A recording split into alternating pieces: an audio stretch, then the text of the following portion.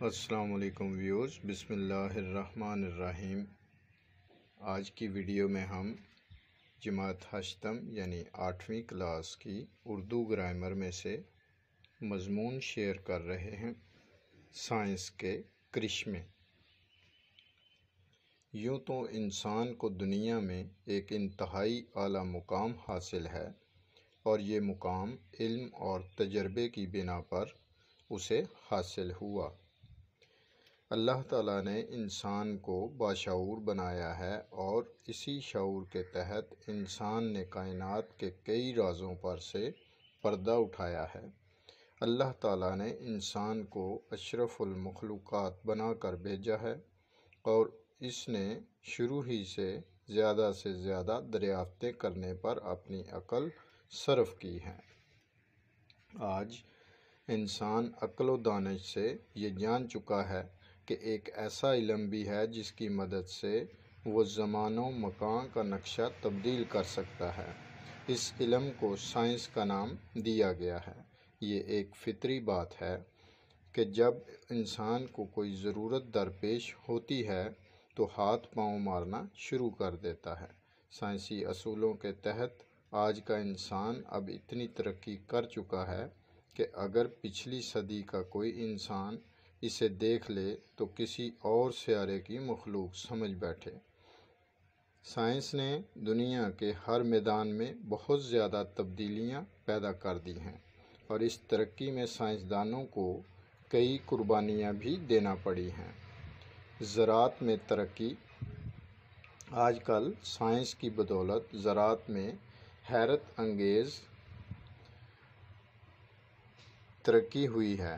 اب ان بیماریوں کی زرعی ادویات بھی دریافت ہو چکی ہیں جو کبھی لا علاج سمجھی جاتی تھیں۔ طب کے شعبے میں ترقی۔ طب میں بھی سائنس نے بہت زیادہ ترقی کی ہے، اور ایسی بیماریاں جو پچھلی صدی تک ناقابل علاج سمجھی جاتی تھیں آج قابل علاج بن چکی ہیں۔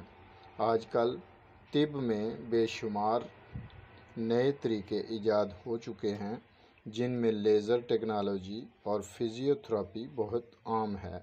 اس دنیا میں جتنی بھی سائنسی ترقی ہوئی ہے وہ زیادہ تر 20ویں صدی کی پیداوار ہے۔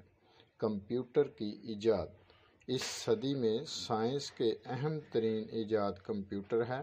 کمپیوٹر اب تقریباً ہر محکمے اور ادارے کا لازمی جزو بن چکا ہے۔ اب شاید ہی کوئی ادارہ ایسا ہو جس میں کمپیوٹر موجود نہ ہو۔ یہ مشین گھنٹوں کا کام بہت ہی کم وقت میں کر سکتی ہے۔ ذرائع ابلاغ میں ترقی۔ ذرائع ابلاغ میں بھی کافی ترقی ہو چکی ہے۔ لوگ پرانے زمانے میں ایک اطلاع پہنچانے کے لیے مہینوں کا سفر کرتے تھے، لیکن آج کل ٹیلی فون اور فیکس کی وجہ سے وہی اطلاع فوری طور پر پہنچائی جا سکتی ہے، اور انٹرنیٹ کے ذریعے تو دنیا ایک گلوبل ولیج کی شکل اختیار کر چکی ہے۔ سائنس کی بدولت ہی آج کل موبائل فون کا دور شروع ہو چکا ہے۔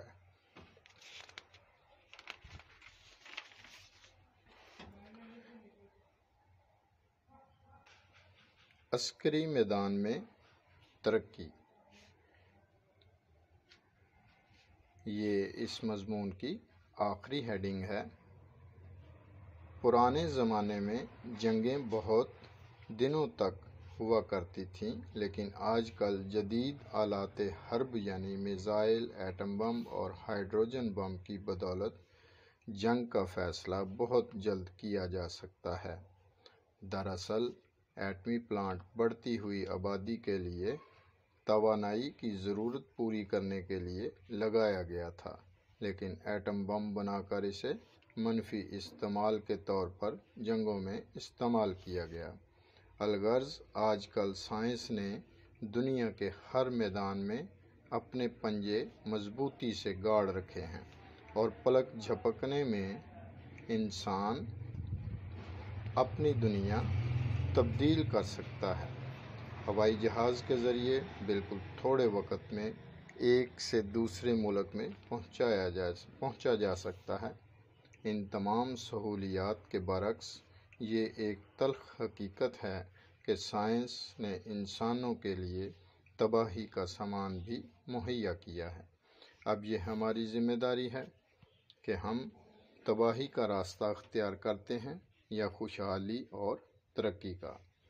ہمیں بخوبی اندازہ ہے کہ کون سا کام تباہی کی طرف لے جاتا ہے اور کون سا خوشحالی اور ترقی کی طرف، کیونکہ اب علم کی کمی نہیں ہے، ہر کوئی بخوبی جانتا ہے، مذہبی لحاظ سے بھی اور دنیاوی لحاظ سے بھی۔